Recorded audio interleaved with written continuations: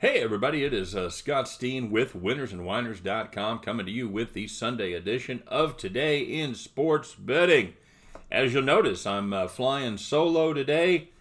My partner in crime got off for a little guys weekend there somewhere in Pennsylvania where he is staying with 9 buddies at an Airbnb and making sports bets and playing poker. And can you smell it? You smell that right? You smell that right now? It smells exactly like 10, 23-year-olds would. That's exactly that smell that you think it would be. So, hope he's having fun. They all got tested. They all did the COVID testing before they went to the Airbnb. So, welcome to 2020. Although it's 2021 now. So, there you go. Hope he's having fun.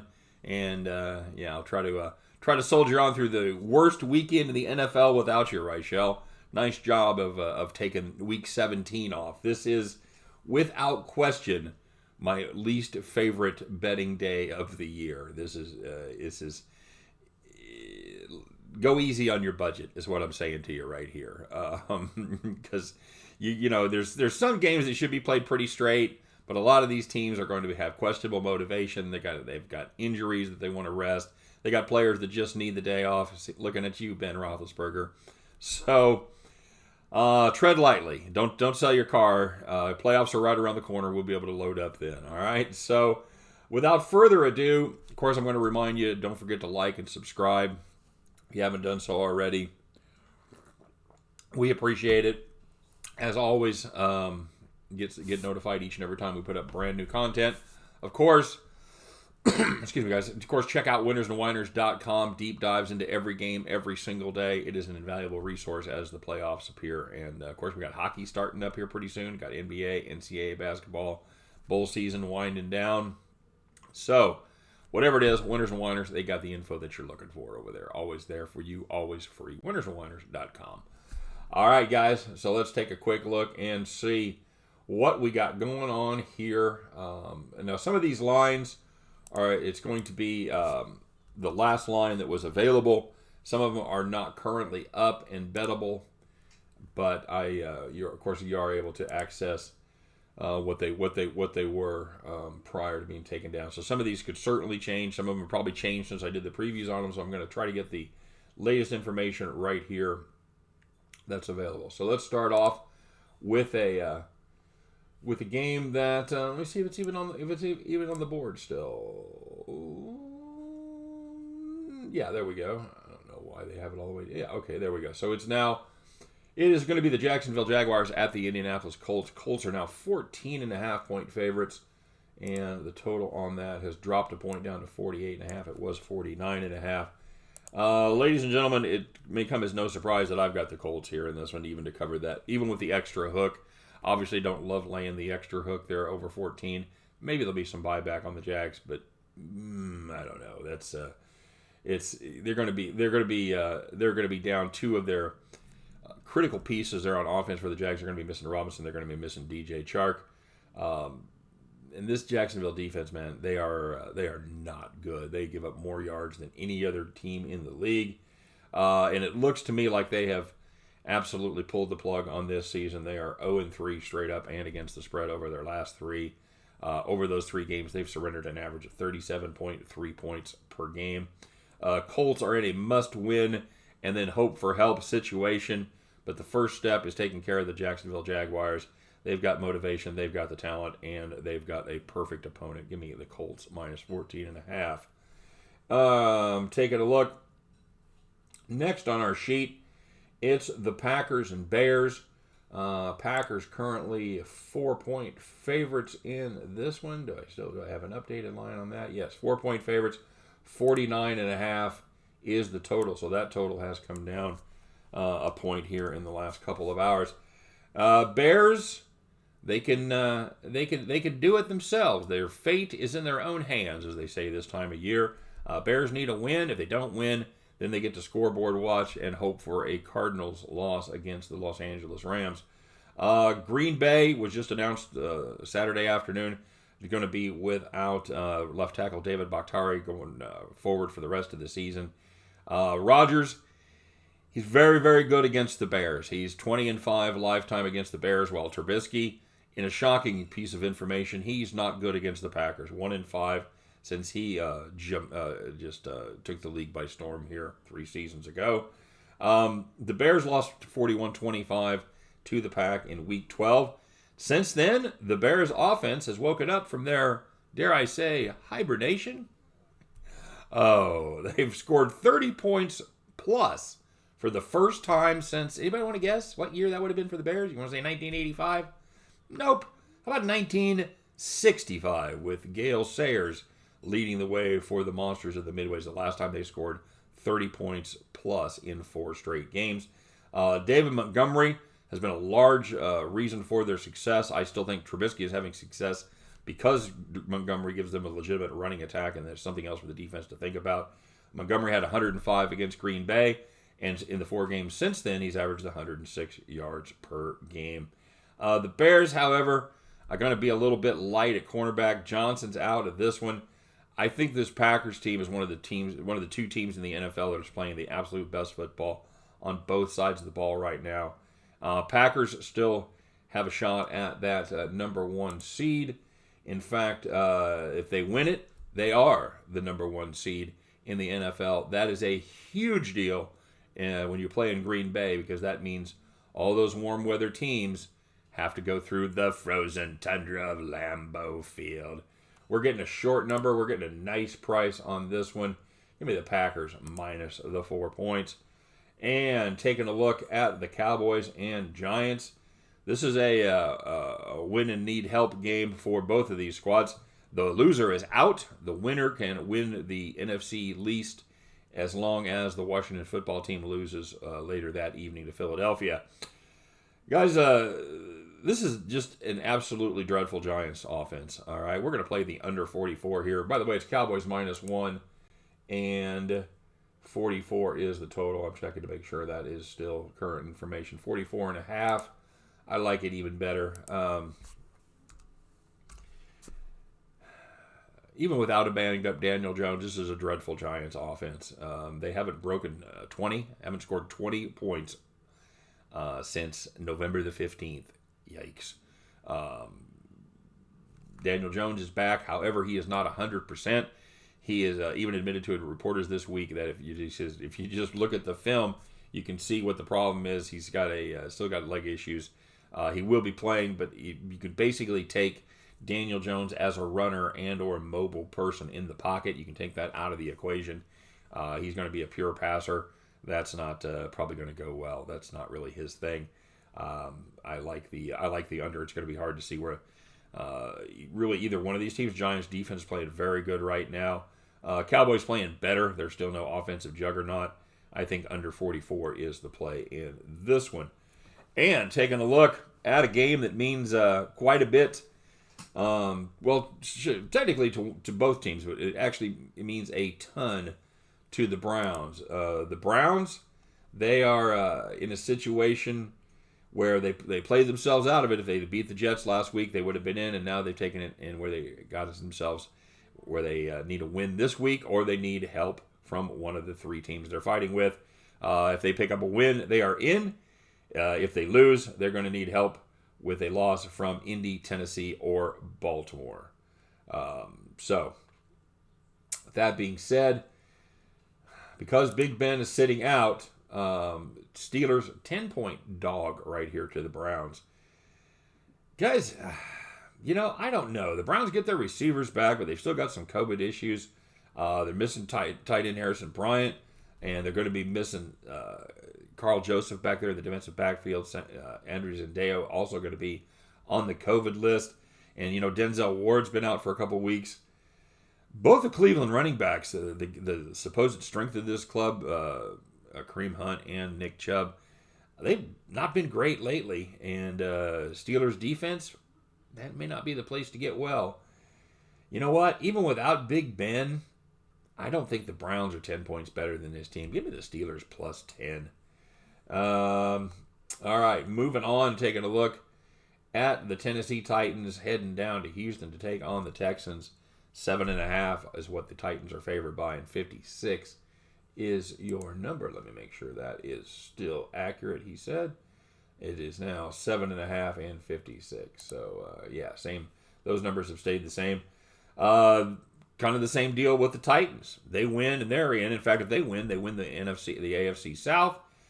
Derrick Henry needs 223 yards to get to 2,000.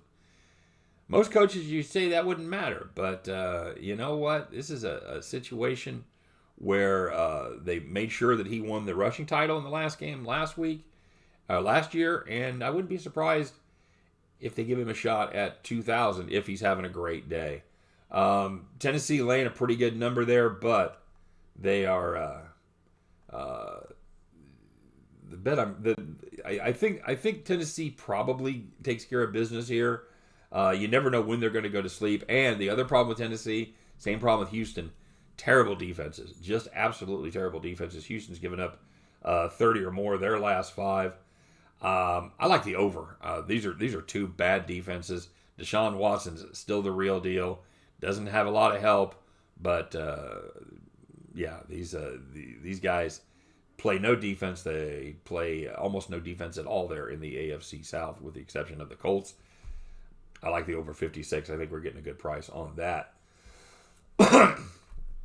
Saints -6. Panthers. The Saints, the total in this game is 46.5. It was announced earlier on Saturday afternoon that all the Saints running backs basically would be out due to COVID issues. Kamara tested positive. Everybody else was deemed a close contact. So they will miss this game at least. We'll have to see how next weekend goes if the Saints end up playing. This is another situation where the Saints can win the NFC bye, the number 1 seed. If they win, Seattle wins, and Green Bay loses. All right, so the Packers are the only win you're in. If they win it, they got it. They don't have to worry about it. The Saints, Seahawks, they win. They need help. So without any running backs, you would think it's going to be a problem. Here's the weird thing with this. This line was 5.5 earlier Saturday afternoon. They announced the Saints had no running backs. The line went from 5.5 to 6. So somebody was out there going, wait a minute. Saints, Kamara's out, Murray's out, everybody's out. Oh yeah, I gotta hammer the Saints before that number gets out of control. So yeah, somebody put a big bet down and drove that number from 5.5 to 6. Yeah, I don't get it. The Panthers, they're not good. They don't do much on either side of the ball. I think this is going to be a situation where we're going to try to keep everybody healthy. I like the under right here. I like the under 46.5. I wouldn't touch that side. I think there's too much uncertainty. But I think both of these teams are going to want to slow the game down and run the clock. Give me Saints Panthers under 46.5. Jets Patriots. The Jets are a 3-point. Excuse me, that's gone down to. I'm sorry, wrong game. 3-point dog. Jets shaded towards New England to -105, -3. 39.5 is the total. That's actually come down from 40. Guys, this is the poster child for why I don't like playing this weekend at all. I have absolutely nothing, no interest in this game. All right, this is the show. We have to take a pick every single time. I'll take a pick. Gun to my head, there it is. I'm taking the Jets +3. I have absolutely no confidence in that pick. Both of these teams have been just incredibly disappointing. Jets have actually gone on a little bit of a run here lately, so maybe that's a thing. Sure, Jets +3. Why not? The Jared Stidham era begins. Vikings and Lions. Vikings are it's gone down to a 4-point favorite. Oh, what did I miss here? Let's see. Who's sitting out for the Vikings? All right, well, there must have been something announced because that number's gone down from 6.5 to 4. I did like the Vikings in that spot, but let me, if you guys give me just a second here. And I thought I had all the up-to-date information.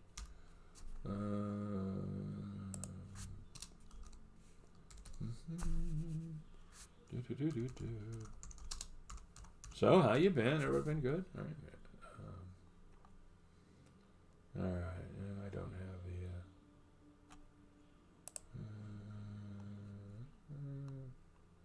Dalvin Cook's going to be out. Stafford's going to suit up because why? He's Matt Stafford. He's actually got a streak going. He's started all 16 games, I think, in 9 of his pro season. So maybe he wants to keep that going. Dalvin Cook is that's right. He had a death in the family. His father died. That's right. I forgot about that. They're going to, and they've got some injuries and guys that are going to be sitting out on the defensive side as well. Alexander Madison's going to be back to run the ball. Okay. So, yeah, I have no interest in. I'd probably lean under there.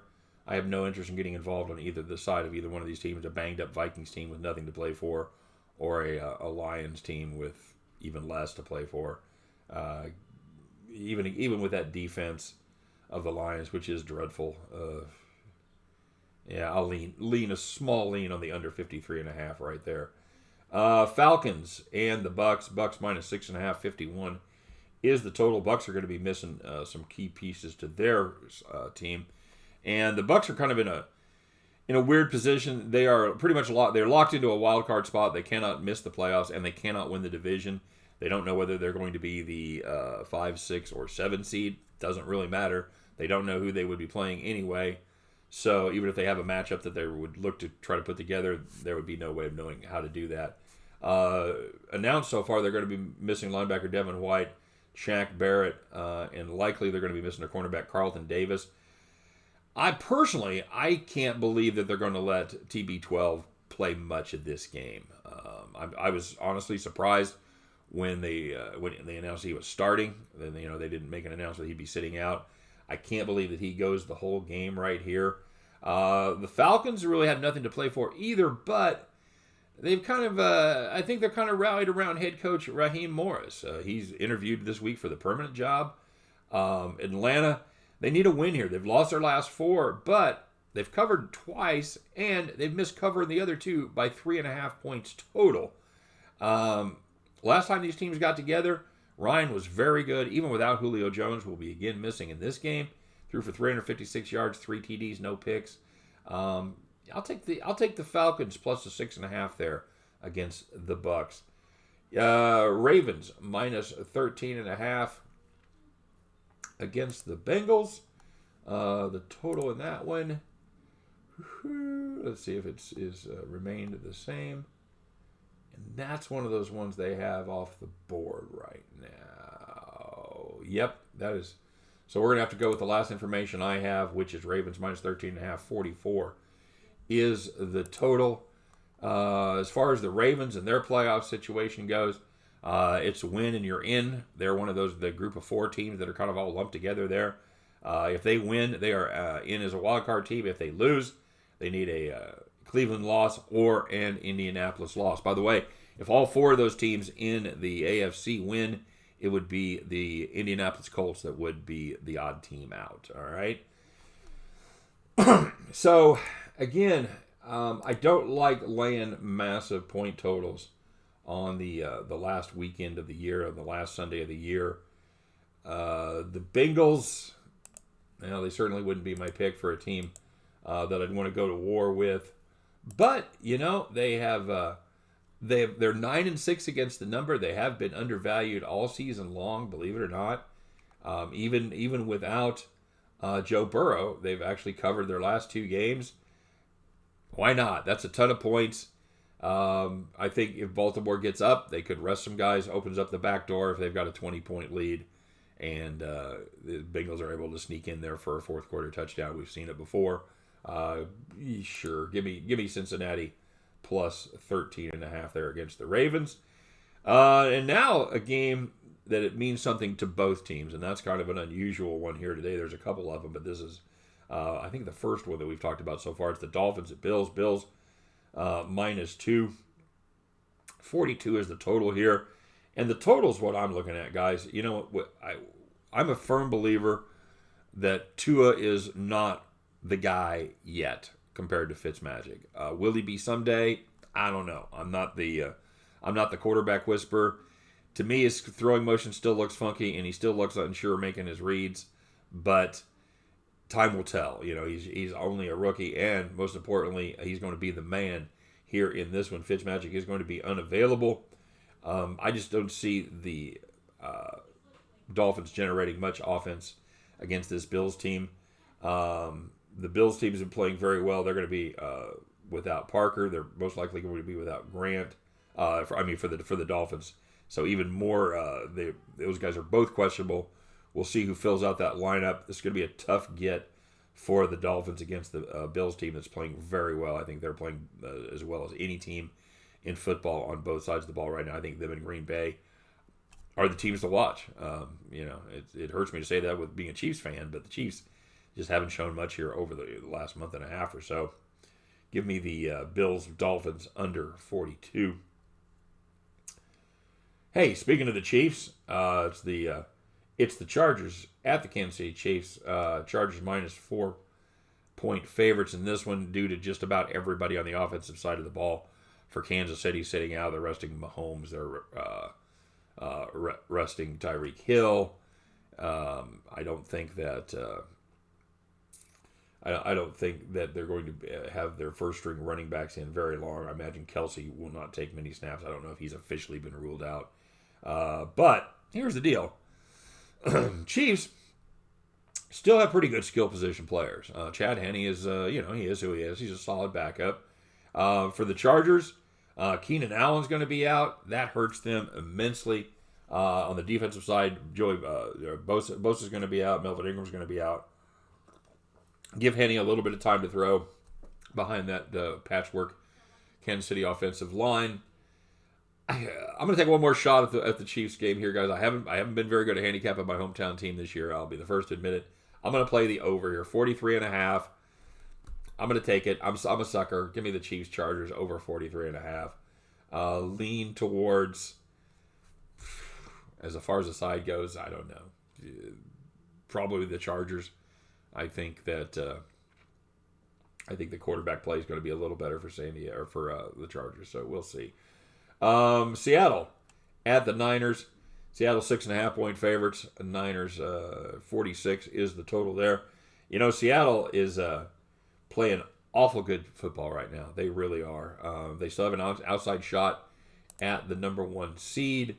If they win, they need a New Orleans loss and a Green Bay loss, so they have the most outside shot. But again, it all starts with the win, and then we see what happens. 6.5-point favorite, and I think that's a good number as long as we can get that below 7. And of course, now it has, of course, gone to 7 as we speak, and the number has dropped to 45.5. So I still take it. I'll still play the Seahawks. The defense for the Seahawks, believe it or not, has been playing extremely well. They've given up just 61 points over their last 5 games. That comes out to 12.2 points per game. It's hard to see how the 49ers are going to keep pace in this one. Give me the better team right there. Give me the Seahawks minus 6.5. And taking a look at the another late game there at the Raiders at Broncos. Raiders minus 351 is the total. Drew Lock will be sitting out this game to prepare for the NFL draft. I'm kidding. I love that joke, but no, he will be playing in this one. As far as I know, from what I've seen, everybody should be available for both sides in this one. I like the Raiders. Even though I've had the Broncos on almost an instant fade, and not a fan of this team at all. Raiders actually have some talent. I think they'd like to go out on a winning note. Give me the Raiders minus the 3 points. And here's the other game. The second game here that means something to both teams is the Cardinals go up against the Rams. Cardinals minus 3 as a road team. Rams are 40.5 is the number. Rams can clinch with a win or with the Bears' loss. Cardinals can clinch with a win. So it is it's basically win and you're in between these two teams, and it sucks. It would have been a fun matchup to see if everybody was at full strength. However, everybody is not at full strength. The the Rams are going to be missing Jared Goff. They're going to be missing Cooper Kupp. Cam Akers is questionable. He'll probably play, but we'll see how healthy he is. And that's the same situation with Kyler Murray on the offensive side for the Arizona Cardinals. He's banged up. He's going to go. You know what? This Rams defense is still very good. I think the Cardinals get this one just because the Rams won't be able to answer offensively. Give me the Arizona Cardinals minus the 3 points. And turning our attention to the night game, this is the one that was flexed into the Sunday night spot. It has the Washington football team takes on the Philadelphia Eagles. They're from the city of brotherly love. It was just announced this afternoon that Peterson most likely will get an extension. Holy crap. Okay, well, that's a low bar. Washington, like I said, 3.5-point favorites. 43.5 is the total. And it all comes down to this one for the football team. Regardless of what happens between Dallas and the Giants earlier in the evening or earlier in the day, if the football team wins this one, they're in. They are the NFC East champion. Cue the fight song. Smith is almost certainly going to go for the Washington football team. As you know, of course, they cut ties with their troubled former number 1 pick this week, and now they're going to go to war with Alex Smith. Alex Smith has been pretty much Alex Smith. He's got a quarterback rating around 88. He's just a little bit better than the quarterback for Philadelphia, who has just been absolutely harangued, and they're ready to ride him out on a rail, and they've replaced Carson Wentz with Jalen Hurts, but statistically Carson Wentz was just a little bit worse than Alex Smith, and Alex Smith, everybody loves him. So the Eagles are going to be without Emmanuel Sanders. They're going to be without Deshaun Jackson. They're going to be without Goddard. They're going to be without their their left tackle. They're going to be without one of their defensive linemen, and they're going to be without Fletcher Cox. The Eagles weren't exactly a strong team to start with, missing too many pieces. Give me the team with something to play for. Now, you have to be careful when you look at teams in the must-win. They're motivated, all that stuff. It's kind of fool's gold. If you look at the stats over the years, the being in a must-win situation is actually more of a deterrent than it is anything else as far as betting on it goes. But this is a situation where I think you've got the better team going. Now you've got a couple of questions for Washington, along with Smith and Gibson. McLaurin, he appears to be really questionable. I think Smith and Gibson are both going to be able to game it out. Well, I think McLaurin is going to be a game time decision. That's a huge deal. But even without him, I think Washington can get it done. Give me the Washington football team minus 3.5 over the Philadelphia Eagles. All right.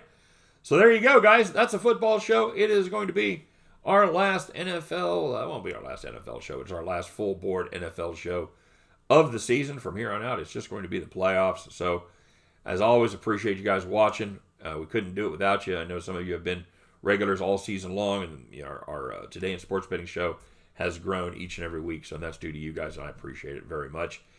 Scott will be back next time. You guys have a great weekend. I hope your new year started off well. Hope it continues well. Hope every one of those tickets in your pocket turns into cash money back at the window. All right. So for myself, for the absent Scott Reichel, for all of us over here at winnersandwhiners.com, appreciate you watching, and we'll see you next time on Today in Sports Betting. Take care, everybody.